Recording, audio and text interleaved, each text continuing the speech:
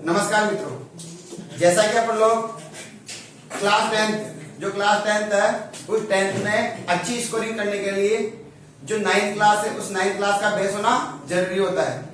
तो मित्रों, पहले अपना 9th का बेस अच्छा होगा ना, तभी अपन 10th में अच्छी स्कोरिंग कर पाएंगे। इसलिए बेटा अपन को 9th का बेस बनाने के लिए 9th को स्टेप बाय स्टेप, प्रत्येक पर्सनालिटी को स्टेप बाय स्टेप पढ़ना है। यदि हमारी 9th क्लास की जो मैथ है वो हमारी कंप्लीटली हमें आती है तो हम 10th क्लास की मैथ को आसानी से और बिल्कुल इजी तरीके से अपन लोगों को पढ़ सकते हैं और वो हमारे को समझ में आएगी। यदि 9th की मैथ अपन को समझ में नहीं आती है तो 10th की मैथ हमारे लिए क्या हो जाएगी, हावी हो जाएगी और हमारे ऊपर हावी हो जाएगी तो हम उसको बाहर नहीं पाएंगे। इसलिए मित्रों, 9th की मैथ को आसान बनाने के लिए मैंने कहा कि प्रत्येक पर्सनालिटी का जो वीडियो है वो अपने प्रभाकर क्लासेस के YouTube चैनल पर आपको मिलती जाएगी। जैसे जैसे वीडियो अपलोड होती जाएगी आपके पास पहुंची जाएगी। इसलिए प्रभाकर क्लासेस के चैनल को सब्सक्राइब और शेयर जरूर करें और बेल आइकन जरूर दबा लें। बेल आइकन दबाने से क्या होगा, आपके पास जैसे ही वीडियो अपलोड होगी तो तुरंत आपके पास पहुंच जाएगी। आज अपन मित्रों इस वीडियो के अंदर जो पर्सनालिटी 9 है, कक्षा 9 की पर्सनालिटी, कक्षा 9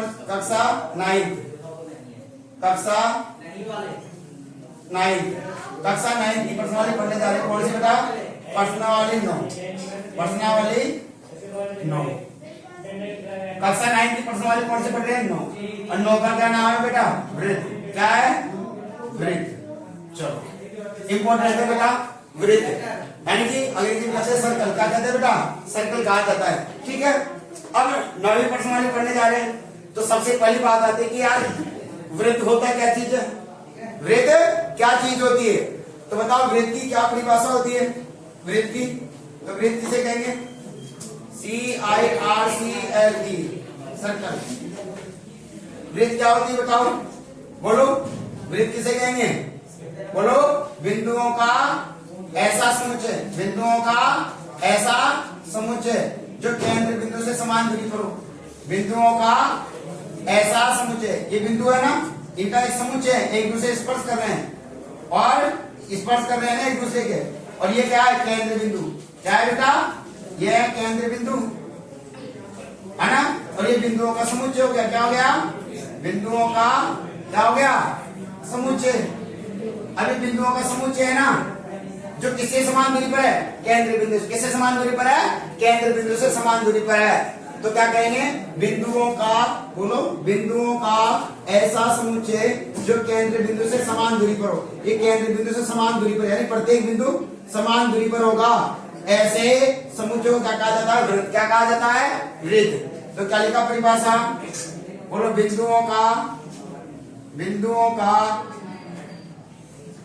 ऐसा समुच्चय, बिंदुओं का ऐसा समुच्चय जो केंद्र बिंदु से समान दूरी पर हो। केंद्र बिंदु से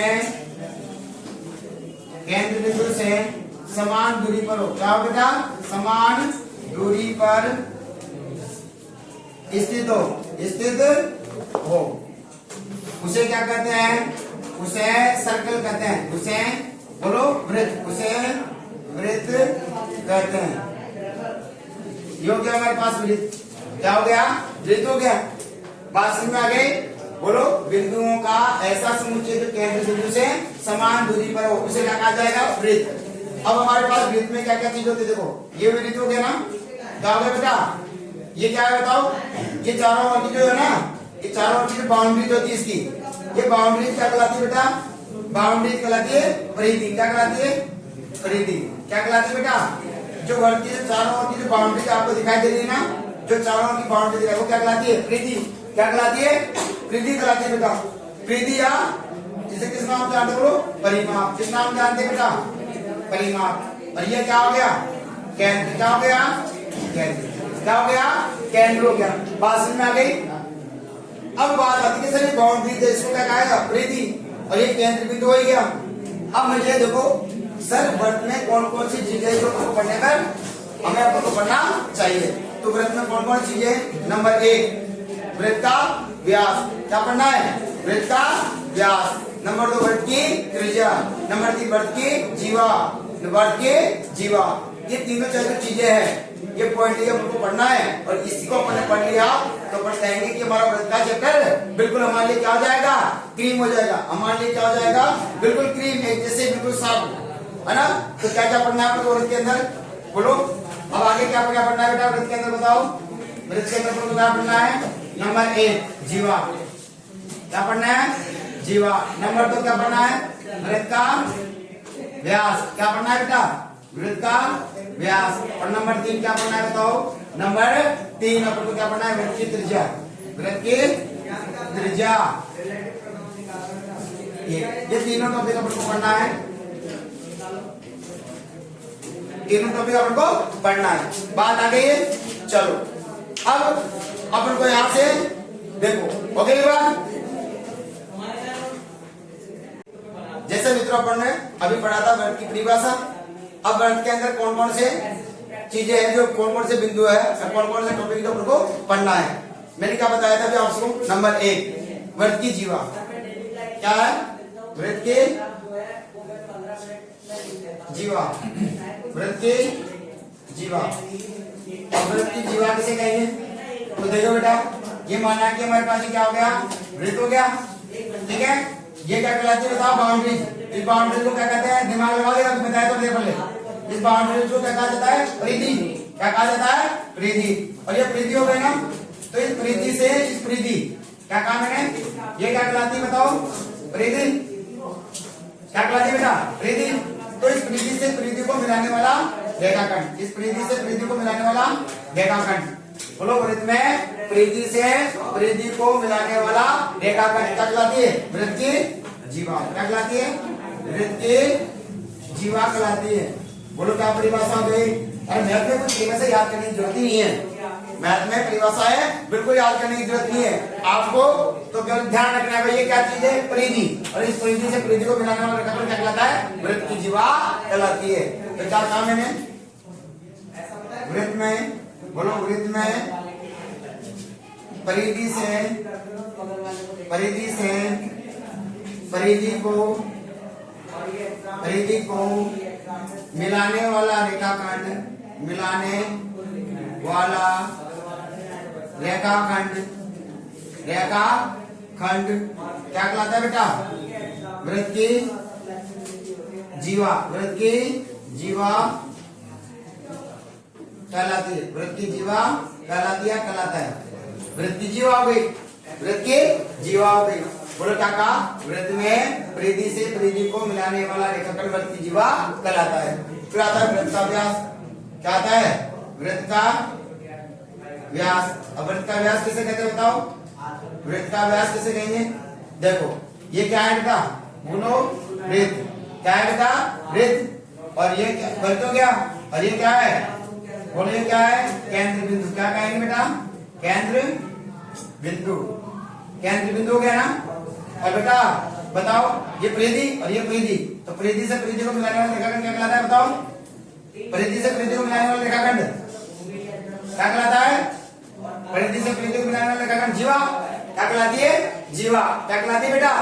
तो ये जीवा हो गई क्या, ये जीवा हो गई क्या, ये क्या हो गया बेटा, जीवा। अभी बताया था ये रहा कि वृत्त में परिधि को, वृत्त में परिधि से परिधि को मिलाने वाला रेखाखंड क्या कहलाता है, वृत्त की जीवा कहलाता है। ये जीवा हो गई क्या। अब जीवा है वृत्त की सबसे बड़ी जीवा, जो कहां से गुजर रही है, केंद्र बिंदु से कहां से गुजरती है, उसे क्या कहते हैं, वृत्त का व्यास। तो व्यास क्या है, एक प्रकार की जीवा होती है, क्या होती है बेटा, लेकिन वो कहां से गुजरती है, वृत्त के केंद्र बिंदु से। तो बताओ व्यास और केंद्र बिंदु में क्या अंतर है, तो व्यास और केंद्र, व्यास एक प्रकार की क्या है बेटा, जीवाई होती है, क्या होती है, जीवाई होती है। देखो ये व्यास क्या है, जीवाई क्या है, परिधि से परिधि को मिलाने वाला रेखाखंड, लेकिन वो कहां से गुजर रही है, केंद्र बिंदु से, उसको क्या नाम दे देगा, बोलो, वृत्त का व्यास। क्या कहा गया, वृत्त का व्यास। तो बताओ वृत्त का व्यास कैसे कहेंगे, वृत्त में, किसमें बेटा, वृत्त में केंद्र, वृत्त में सबसे बड़ी जीवा, वृत्त में सबसे बड़ी जीवा, सबसे बड़ी जीवा जो केंद्र बिंदु से गुजरती है, केंद्र बिंदु से होकर गुजरती है, होकर गुजरती है, केंद्र बिंदु से होकर गुजरती है, उसे क्या कहते हैं बेटाओ? उसे वृत्त का व्यास क्या कहते हैं बेटाओ? वृत्त का व्यास, वृत्त का व्यास कहते हैं। क्या कहते हैं बेटा? वृत्त का व्यास कहते हैं। वृत्त का व्यास हो गया। अच्छा, व्यास को अंग्रेजी में क्या कहते हैं बताओ? वृत्त व्यास को अंग्रेजी में क्या कहते हैं? डायमीटर। क्या कहते हैं? डायमीटर। क्या कहा जाता है? तो इसे किसे दर्शाएंगे? बोलो, व्यास को किसे दर्शाते बेटा? डायमीटर हो गया ना, तो डायमीटर को किसे दर्शाते बेटा? डी से। किसे दर्शाएंगे? डी से। तो वृत्त के व्यास को किसे दर्शाएंगे बताओ? डी से। हो गई? अब देखो, उसके बाद आती है वृत्त की त्रिज्या। क्या आती है बेटा? वृत्त की, बोलो, त्रिज्या। अंग्रेजी में क्या कहेंगे बताओ? वृत्त की त्रिज्या कैसे लिखोगे? बोलो, रेडियस ऑफ, बोलो, radius, radius of circle, radius of क्या आता है बेटा? सर्कल, रेडियस ऑफ सर्कल होगी वृत्त की त्रिज्या। और त्रिज्या किसे कहेंगे बताओ? ये वृत्त त्रिज्या किसे कहेंगे? ये तो थोड़ा सा यहाँ बना देता हूं। ये वृत्त क्या हो गया? वृत्त। ये क्या हो गया? केंद्र बिंदु। ये क्या हो गया? केंद्र बिंदु। बोलो, ये क्या बेटा? केंद्र बिंदु। ये केंद्र बिंदु हो गया, ठीक है। ये क्या हो गई? परिधि। ये क्या हो गई बेटा? परिधि। बात समझ में आ रही क्या? ये क्या हो गई? परिधि। और बेटा, केंद्र बिंदु से परिधि, केंद्र बिंदु से परिधि, केंद्र बिंदु से परिधि, केंद्र बिंदु से परिधि को मिलाने वाला रेखाखंड क्या कहलाती है? वृत्त की त्रिज्या। क्या कहलाती है? तो क्या कहेंगे? वृत्त में। इसमें बेटा, वृत्त में, वृत्त में केंद्र बिंदु से, बोलो, केंद्र बिंदु से, केंद्र बिंदु से वृत्त की परिधि, वृत्त की परिधि को मिलाने वाला रेखाखंड, मिलाने वाला रेखाखंड, रेखाखंड क्या कहलाता है? वृत्त की त्रिज्या कहलाता है। वृत्त की त्रिज्या कहलाता है। क्या कहलाती है? वृत्त की त्रिज्या कहलाती है। हो गया? वृत्त की त्रिज्या हो गई। बात आ गई, बोलो, क्या काम है? वृत्त में केंद्र बिंदु से वृत्त की परिधि को मिलाने वाला रेखाखंड वृत्त की त्रिज्या कहलाती है। और बेटा, एक ही वृत्त की सभी त्रिज्याएं क्या होती है? बराबर। एक केंद्र बिंदु क्या? O, है ना?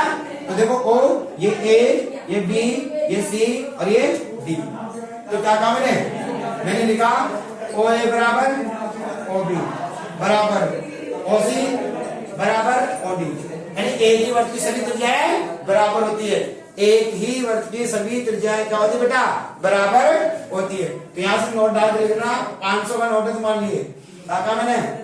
एक ही वृत्त की सभी त्रिज्याएं, एक ही वृत्त की सभी त्रिज्याएं क्या होती है बेटाओ? त्रिज्याएं बराबर होती है, बराबर होती है।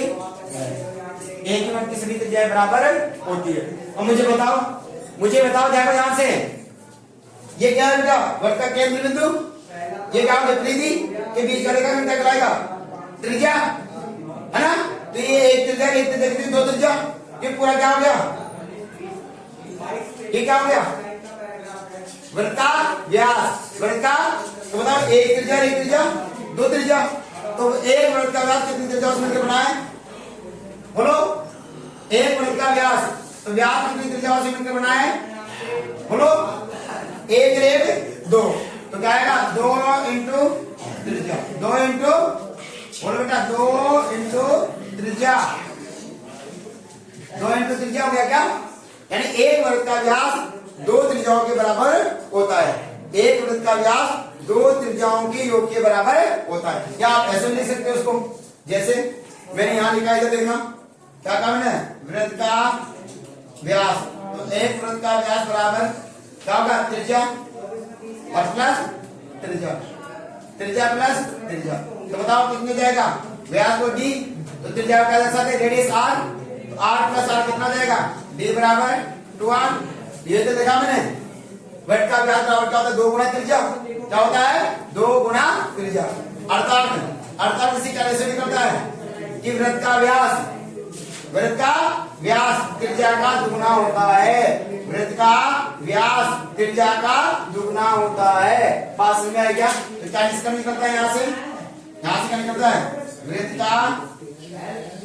का व्यास त्रिज्या का, बोलो, त्रिज्या का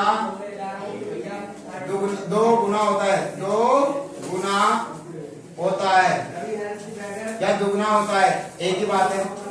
इसको अल्टरनेट कर लो। ये भी मान लेता है लंदन टोपला है, नॉट है ना? ये लंदन टोपला मान ले, है ना? तो दुगना होता है। बात आ गई यहाँ पर। चलो अब बेटा देखो, अपन लोग है ना क्या, अपन ने वर्ग से संबंधित कुछ जो क्या इंपॉर्टेंट पॉइंट तो पढ़ चुके थे, यानी कि कौन कौन से पॉइंट अपन को वर्ग के अंदर पढ़ना चाहिए, वर्ग का अपन को नॉलेज है या नहीं है। यदि बेटा आपको यदि ये समझ में आया हो तो बेटा इस चैनल को सब्सक्राइब करें और बेल आइकन जरूर दबा दें, और ताकि आपको जैसे ही वीडियो अपलोड होता रहे तो आपको मिलता रहे। यदि आपको वीडियो समझ में आ रहा है तो बेटा एक आपकी तरफ से और एक मेरी तरफ से 2 सब्सक्राइब होना चाहिए। सर को इस उपलक्ष्य में कुछ देना चाहता हूँ तो क्या करूंगा, एक दूसरे की तरफ सब्सक्राइब और एक मेरी तरफ से 2 सब्सक्राइब जरूर करें। धन्यवाद।